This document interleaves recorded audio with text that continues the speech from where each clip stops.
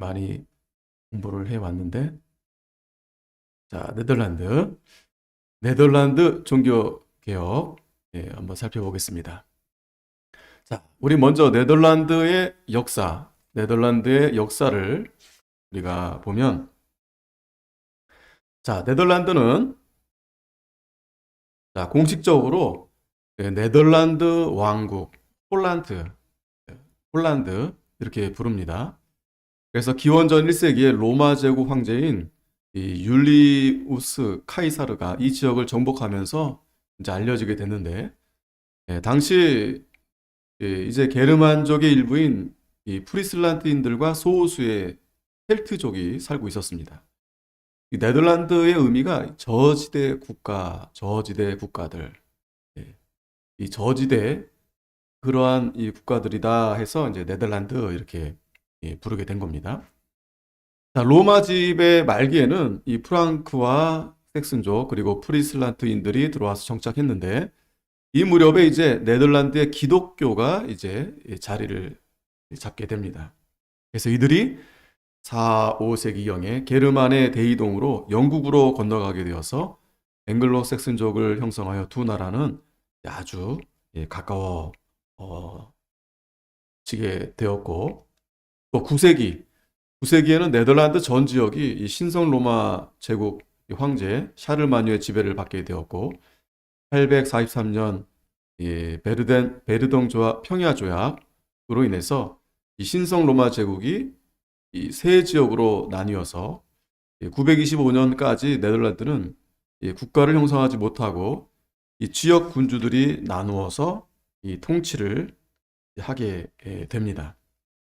자, 10세기에는 이제 바이킹족의 침략을 받아서 해상 무역의 중심지로 이제 부상하게 되었고, 또 10에서 13세기에는 이 상업을 중심으로 하는 도시가 건설돼서 되었고, 또 홀란트 백작이 북부를 중심으로 세력을 강화하게 되었습니다.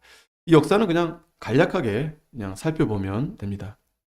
14기에 접어들어서는 이 부르고뉴 공작의 지배를 받고, 또 15세기에는 오스트리아 합스부르크 가문의 지배를 받고, 또 16세기에 들어와서 이 스페인의 지배를 받게 되었을 때, 이때 이제 근대 자본주의의 눈을 뜨게 돼서 이 시민들과 또 네덜란드 프로테스탄트들이 로마 카톨릭 교회에 쳐들어가서 이제 그 성상을 파괴하고, 성장이 아니고 성상 못합니다. 성상을 파괴하고 또 폭동을 일으키는 사건이 있었습니다.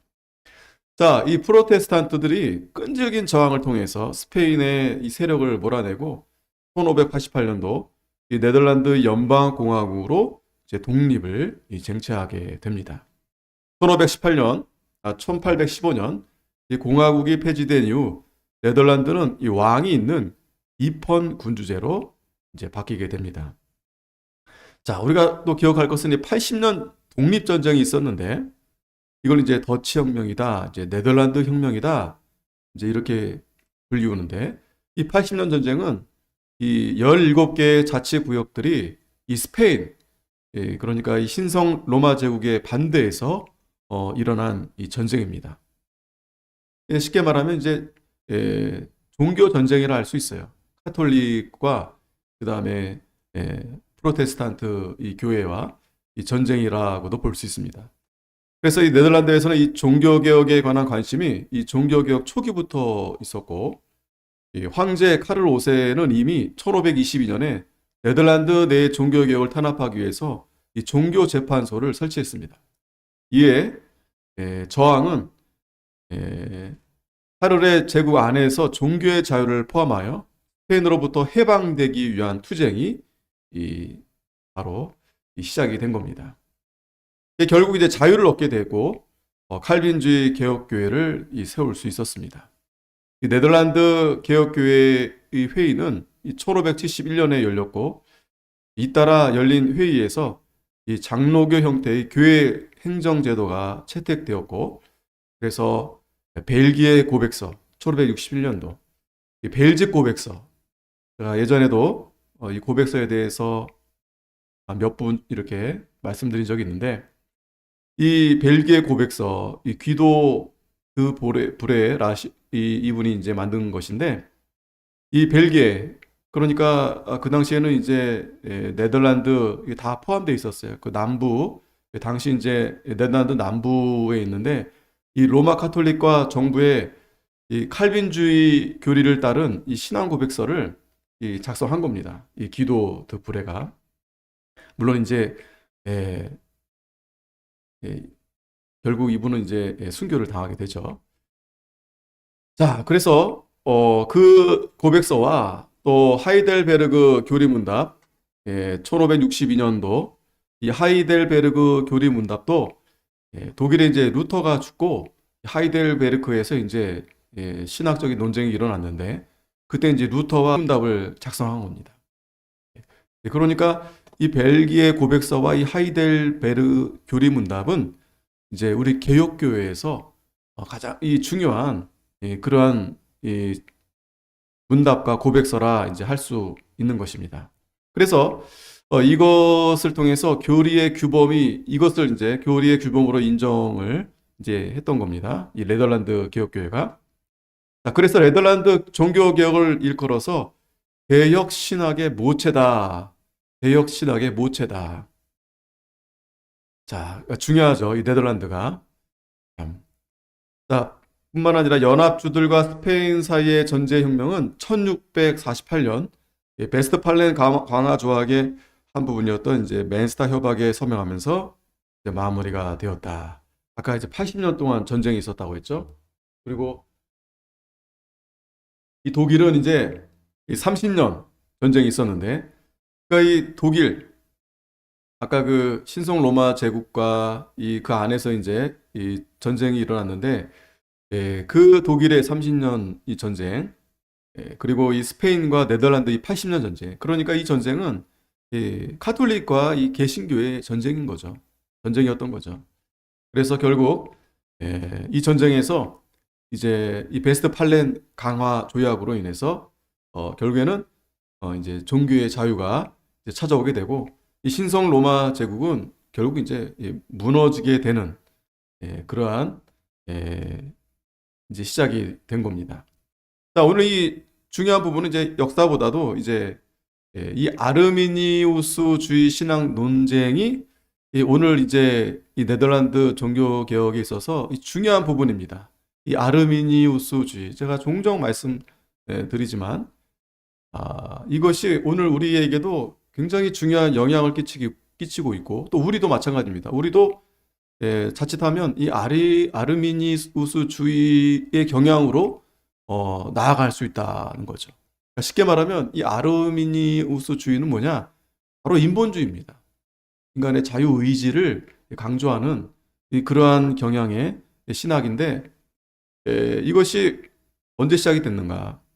물론 이전부터 이제 이러한 자유의지를 강조하는 그러한 자들이 있었고 또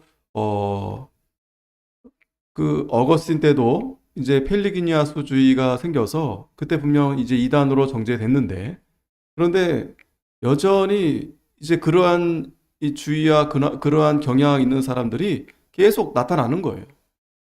그럴 수밖에 없겠죠. 왜냐? 이 사람들은 하나님을 모르고 또 이 하나님의 이 말씀이 다 이해하고 깨닫기가 어렵죠. 깨달을 수도 없고. 또 우리가 기독교 강요 지난주도 오후에도 말씀을 볼 때 이 진리는 하나님께서 내적 감동으로 그러니까 하나님께서 감동으로 깨닫게 해주시는 부분인데 그러나 이 아르미니우스주의는 뭐냐? 인간의 이성으로 하나님 말씀을 깨달으려다 보니까 결국 이제 하나님의 주권보다 인간의 의지를 더 이렇게 강조하게 되는. 자, 그래서 이러한 신앙 논쟁이 이 네덜란드 종교개혁 안에서 일어났다.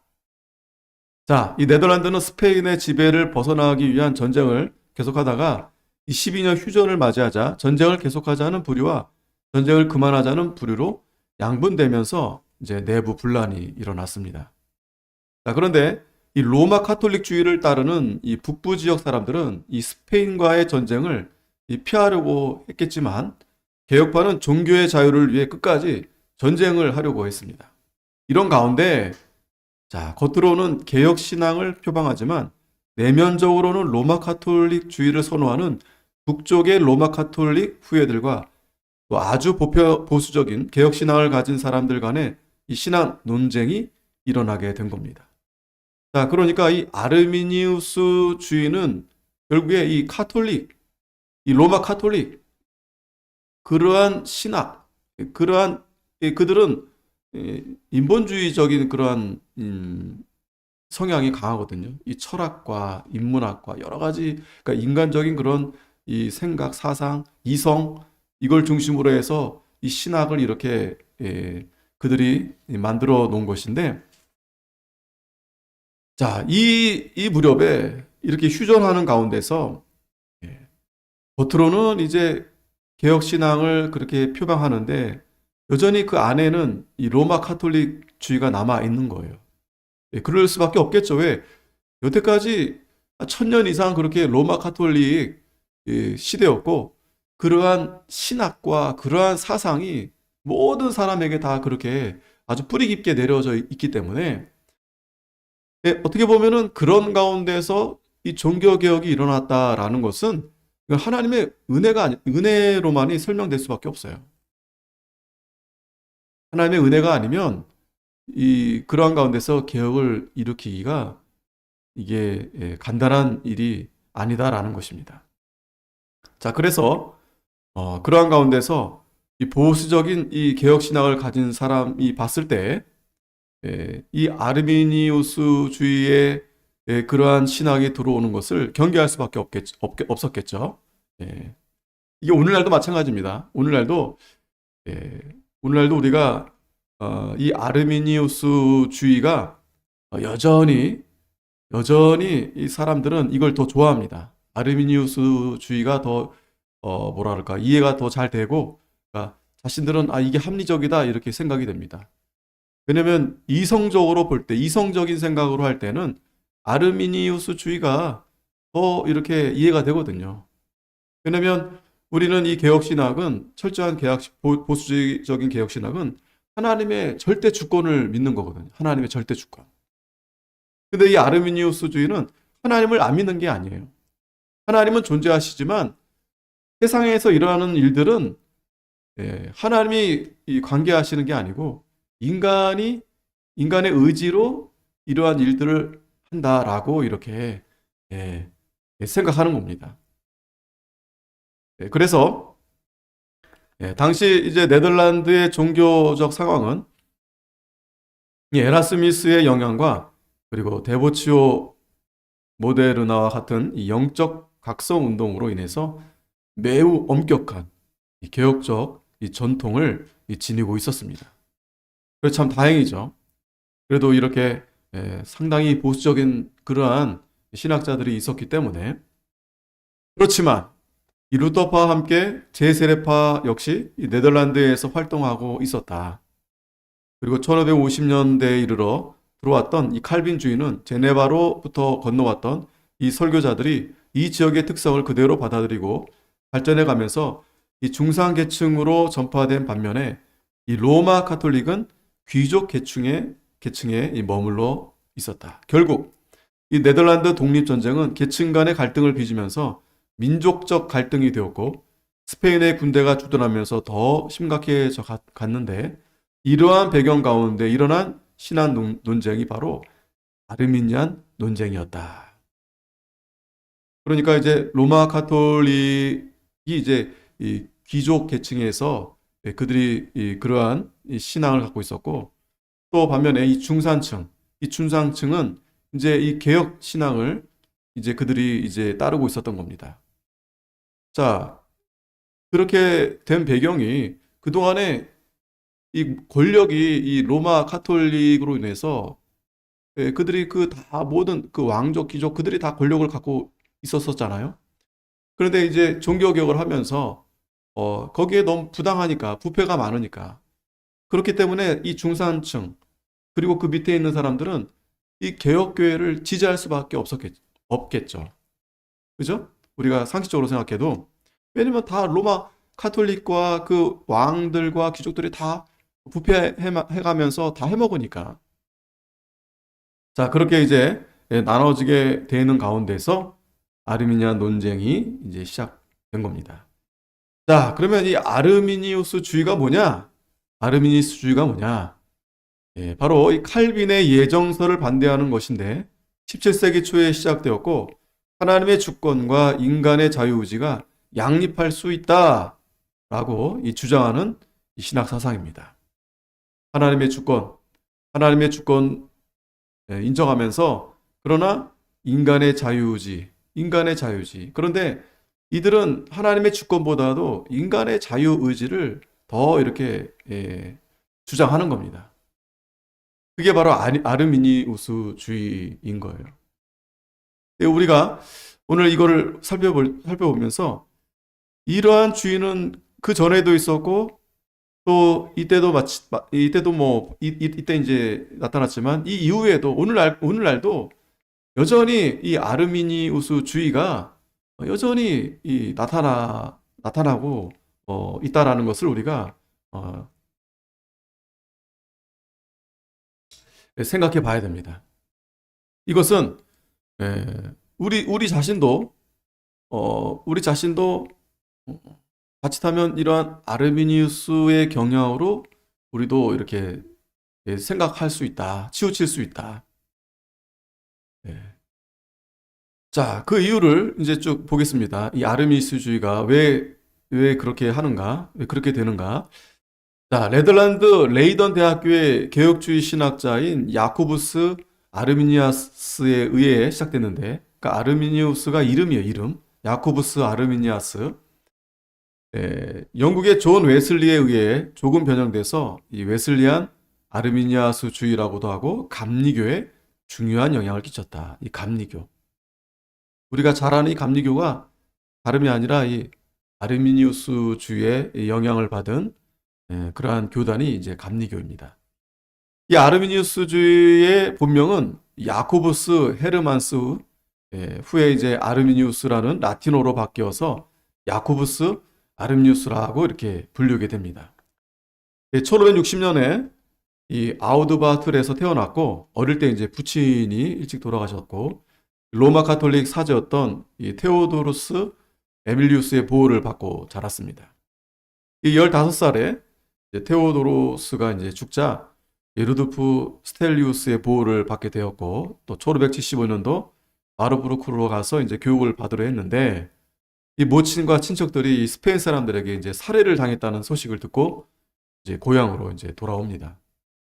이 아르미니우스는 이 슬픔을 뒤로하고 이 로테르담에 있는 개혁교회 목회자 이 페테루스 베르티우스의 집에 거하게 되는데 같은 해 이 베르티우스의 아들과 함께 레이던 대학교에 입학하여서 6년간 공부한 후에 이 목회자 교육을 받게 됩니다.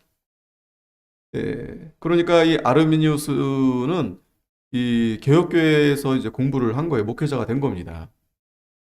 자, 1580년도 모든 개혁교회들의 신학 중심지라 할 수 있는 이 스위스의 제네바로 가서 이 존 칼빈의 후임자 히오 도르드 베즈의 가르침을 받고자 했는데 이 제네바의 아리스토텔레스식 일부 교사들과 이 심각한 언쟁을 이제 하게 되었습니다. 하지만 3년간 신학 공부를 하고 1586년도 이제 이탈리아 파우다의 철학 교수인 자바렐라에게 매료돼서 이탈리아를 여행한 후에 다시 제네바로 돌아옵니다. 근데 여기서 이 아르미니우스가 이 로마 카톨릭 추기경 이 벨라민과 이 깊이 이제 사귀었다. 이제 이런 소문이 돌았는데 이것에 이제 나중에 이제 해명을 했어요. 아니다. 소문이다. 그리고 나서 1588년도 8월 11월에 개혁교회 목사로 수임을 받아 목회를 하였고 1604년도에 레이던 대학교 신학교수로 초빙을 받아서 죽을 때까지 그 학교에서 가르침을 받게 됩니다. 자, 근데 여기서 우리가 좀 찜찜한 건 뭐냐? 이 사람이 이 카톨릭에 관심이 많았다는 거예요.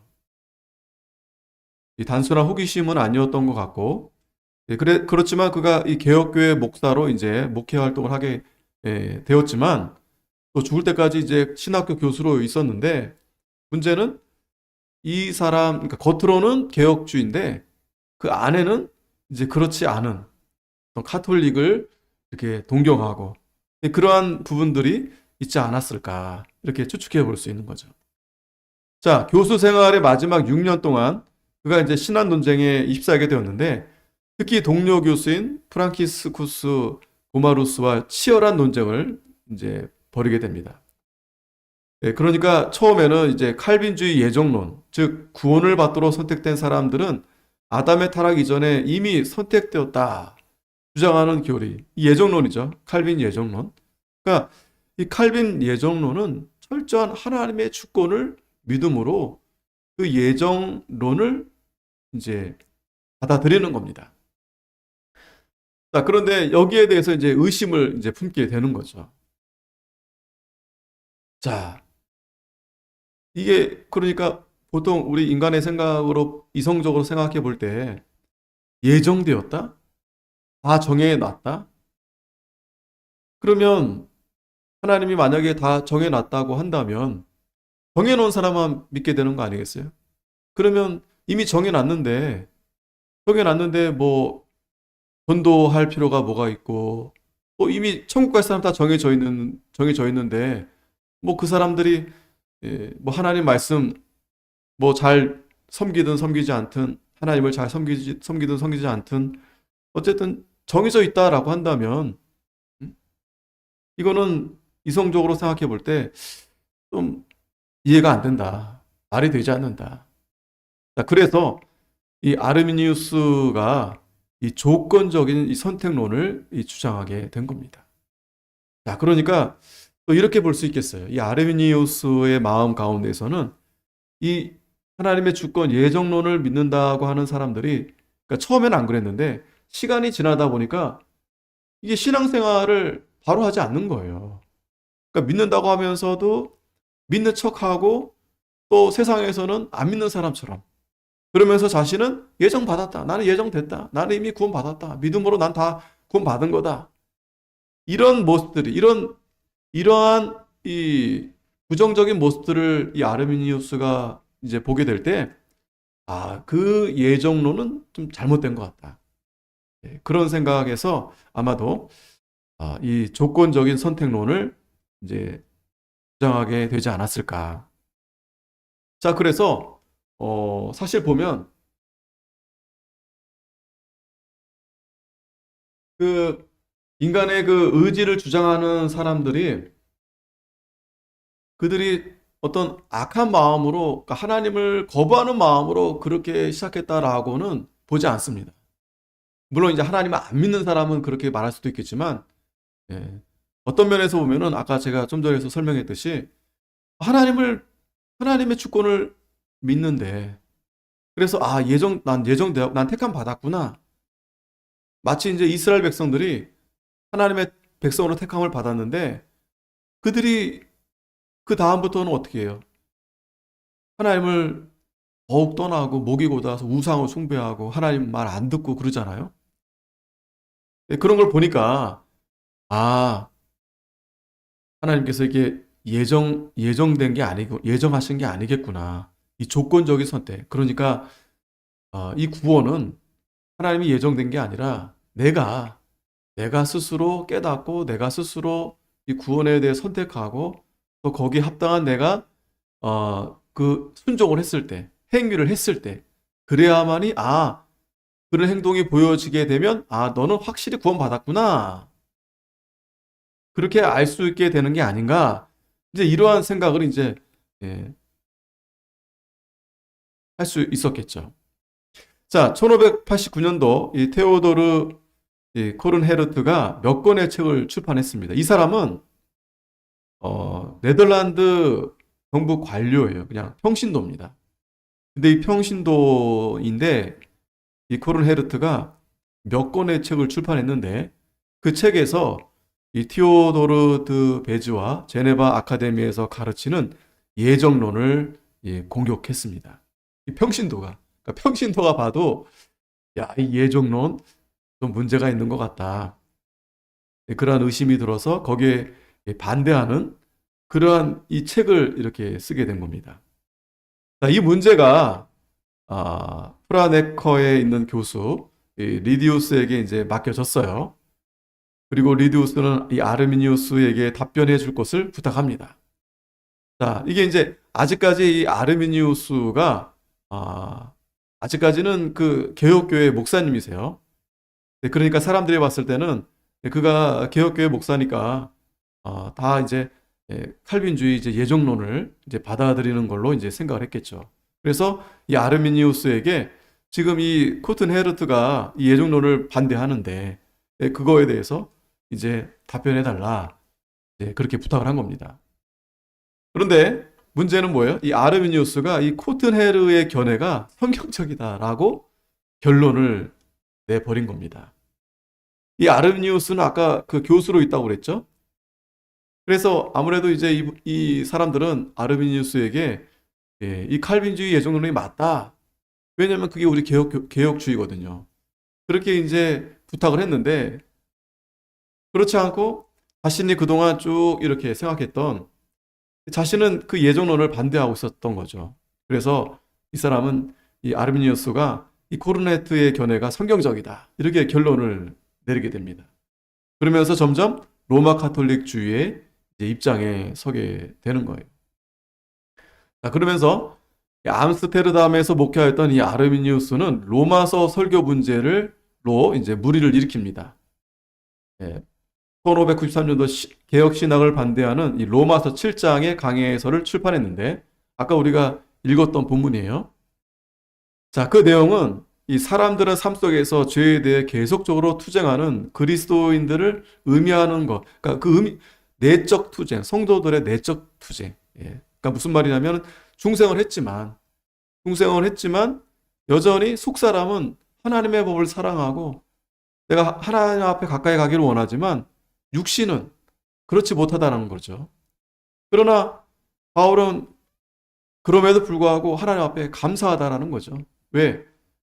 이 구원은 내 의지로 되는 게 아니라 하나님께서 이미 예정한 가운데 하나님의 은혜로 믿음으로 말미암아 이 구원을 얻게 되어서 그러나 그러한 과정에서 여전히 부패함이 남아있기 때문에 내적인 그런 갈등이 일어난다는 거죠. 그러니까 여전히 우리가 악한 생각도 하고 또 죄도 짓고 그런단 말이죠. 하지만 그렇다 해도 내가 그런 실수를 반복하지만 그러나 그럼에도 불구하고 우리가 하나님의 은혜로 그 죄를 깨닫고 우리가 하나님 앞에 나아가게 된다라는 거죠.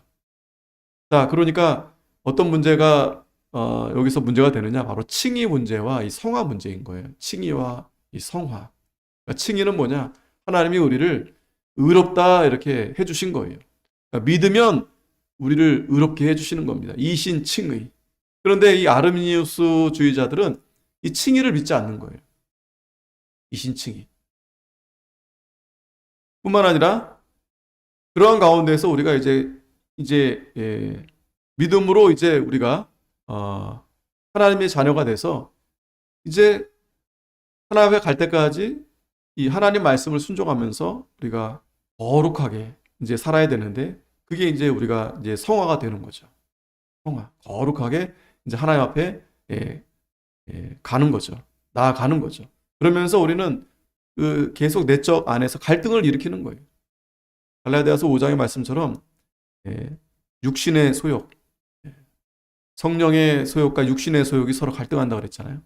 그러니까 그 두 마음 그렇게 이제 갈등하게 되는데 그런데 문제는 이 아르미니우스는 그것이 중생한 자들이 아니라 중생의 문턱에 있는 자들이다. 그러니까 이 말은 뭐냐면은 중생의 문턱에 있기 때문에 그래서 더 철저하게 회개해야 되고 더 하나님 말씀을 순종해야 되고 더 인간의 의지로 더 열심히 해서 그렇게 노력해야만이 구원에 이를 수 있다. 이렇게 이제 해석을 하는 거죠. 자, 여기서 바울은 과거의 자신을 말하는 것도 아니고 복음의 은혜의 영향 아래 살아가고 있는 사람에 대해서 말하는 것도 아니다. 단지 율법 아래 살아가는 사람을 말합니다. 그 사람은 모세 율법을 수행하는 자들인데 결과적으로 죄를 깊이 뉘우치게 하는 성령의 도움으로 인해 구원을 얻으려는 수단으로서 율법의 무기력을 확신하는 자들입니다. 그러나 중생된 것이 아니라 중생의 문턱에 있는 자들입니다. 자, 이렇게 아르미니우스가 이렇게 해석을 한 거예요. 자, 보니까 이 아르미니우스의 장인이 로마 카톨릭 사제였었고, 또 그가 앞에서도 이제 오해를 받을 만큼 이 로마 카톨릭의 그 누가 이 긴밀한 관계를 맺고 있었다고 그랬죠. 물론 이제 변명을 했지만, 자, 그의 신학은 로마 카톨릭적이라고 오해를 받을 수밖에 없었다. 로마 카톨릭은 믿음으로 구원을 얻는 게 아니죠. 그들은 행위로 구원을 얻는 거예요. 행위로. 공로를 쌓아야만이 그들이 이제 구원을 얻을 수 있는 자격을 얻게 된다라고 그렇게 가르치는 거예요. 아르미니우스는 개혁 신학에 기초한 설교를 한다고 변명했지만 내용은 로마 카톨릭적 설교였다. 개혁 신학은 내 안에 믿음이 들어와서 신앙인이 되었기 때문에 내 안에 육신의 법과 성령의 법이 갈등을 한다라고 이렇게 해석을 합니다. 우리는 이렇게 해석을 하는 거예요. 그러니까 중생했기 때문에 중생을 했어도 육신의 법과 성령의 법이 갈등을 한다. 그런데 이 아르미니우스는 그런 갈등을 갖는 것은 신자가 아니다라는 증거다. 이렇게 설명하는 거예요. 중생한 사람은 갈등하지 않고 중생의 문턱에 있기에 갈등을 한다. 그래서 중생의 문턱에 있는 사람은 인간의 법과 하나님의 법으로 갈등을 하게 되고 신자가 되고 나면 갈등하지 않는다. 자, 그래서 갈등이 없을 때까지 기도하고 금식하고 금욕하고 하나님께 매달리고 성령의 충만함을 받아야 한다고 주장하여 이 완전주의를 지향합니다. 이 완전주의. 자, 그러니까 이들은 스스로가 이렇게 완전해질 수 있다. 자신들의 의지로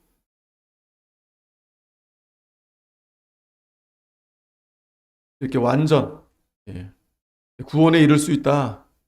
이렇게 생각을 하는 거예요. 자, 이렇게 주장하는 사람들이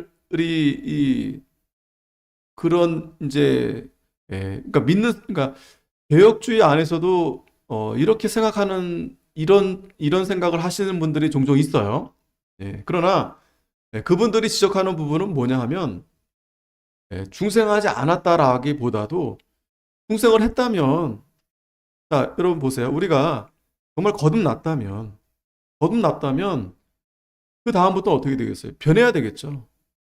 바뀌어져야 되겠죠, 사람이. 그리고 그동안의 죄를 다 끊고 그리고 하나님 앞에 더 열심히 나아가야 되지 않겠어요? 그런데 그런 사람들은 많지 않고 믿는다 하면서도 여전히 세상 사람들과 다르지 않아요. 그러니까 왜 그럴까? 이제 그런 모습들을 보면서 이 아르미니우스라든가 이러한 경향에 있는 사람들이 볼 때 보니까 저 사람들은 중생하지 않은 것 같다. 이렇게 이제 생각을 하게 되는 거죠. 그러나 그것은 그거에 대해 그 사람이 중생했느냐 하지 않느냐에 대한 것은 우리의 판단으로 어느 정도는 보일 수 있겠지만, 그러나 그렇다고 해서 우리가 인간이 어떻게 결정할 수 있는 문제가 아니에요. 그러니까 구원은 전적으로 하나님께 있다. 하나님의 주권에 있다. 저 사람이 좀 성실하지 못해도, 저 사람이 지금 좀 부족한 게 좀 있어도 어쨌든 이 구원은 하나님께 있다.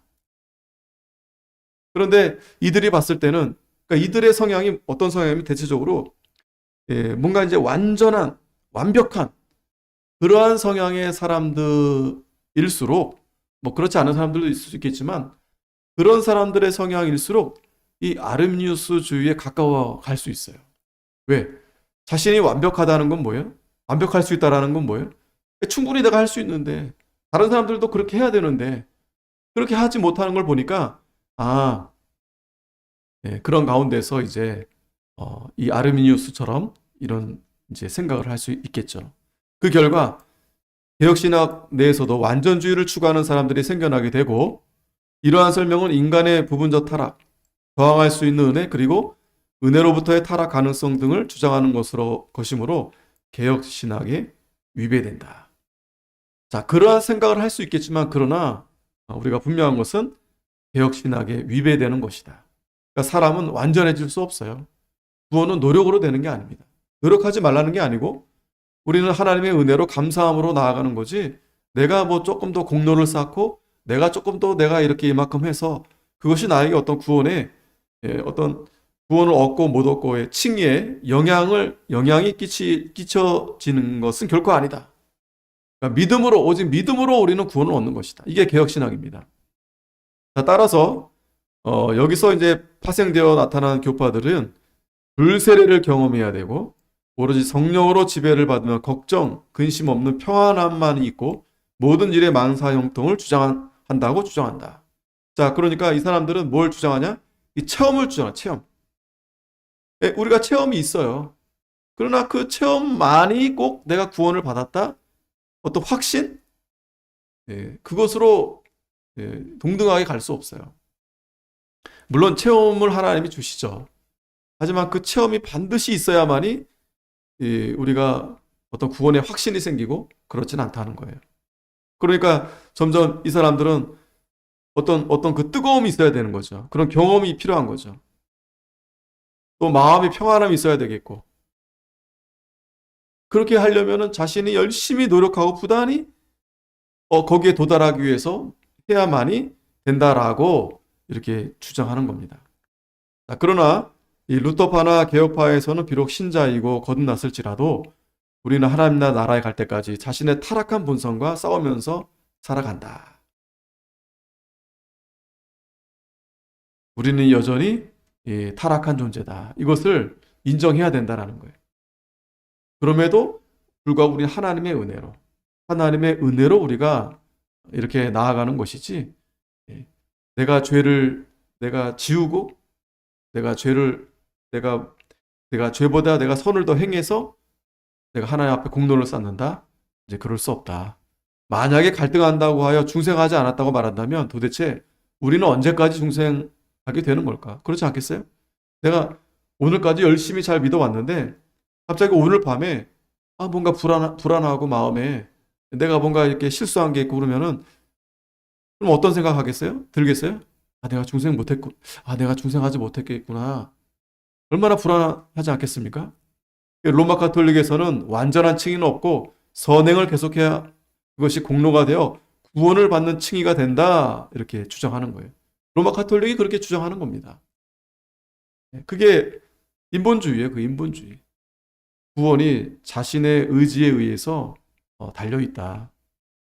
이와는 달리 개혁신학은 철저히 성경에 근거하여 인간의 전적 타락과 불가항력적 은혜를 설명한다. 이게 바른 우리 신학이죠. 자, 그래서 이 논쟁이 불붙게 됩니다. 이 코트네른의 견해에 동조한 아르미니우스가 엄격한 칼빈주의자였던 로마루스와 예정론을 둘러싸고 치열한 논쟁을 벌여서 이 세인의 이목을 집중시키면서 이 아르미니안 논쟁이 시작됩니다. 1608년도 아르미니우스와 고마루스는 헤이그 헌법재판소에서 공개 토론회를 가지고 아르미니우스는 1608년에 자신의 입장을 정리한 심정선언서를 제출합니다. 그런데 그 다음에 결국 안타깝게 이 아르미니우스가 질병으로 49살에 죽게 돼요. 근데 그가 죽은 후에 이 논쟁이 더 치열하게 돼서 네덜란드의 성직자들과 일반 신자들이 이 고마루스파와 아르미니우스파로 이제 양분이 됩니다. 자, 그 5가지가 있어요. 이 네덜란드의 아르미니우스파 목사들이 주장한 이 5가지 항목. 뭐냐? 첫 번째, 심판의 날에 있을 하나님의 선택과 영벌은 신앙을 갖고 있는가 아닌가에 따라서 합법적으로 결정된다. 그러니까 하나님이 결정하는 게 아니다 하는 거예요.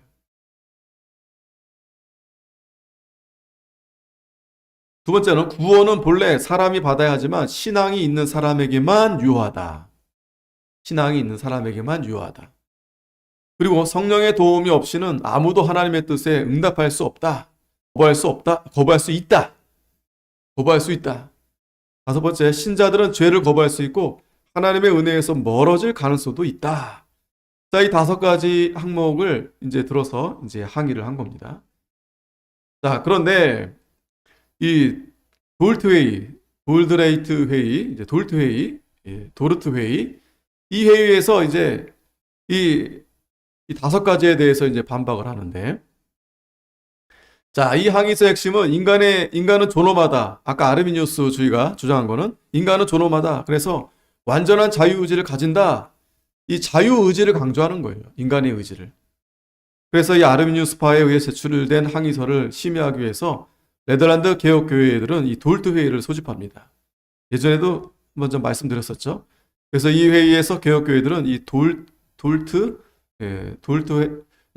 돌드레히트 신조를 고백하는데, 이것은 다섯 가지 항의서에 대한 종교회의가 판단을 내린 교회법, 이 교회법으로 이제 정해진 거죠.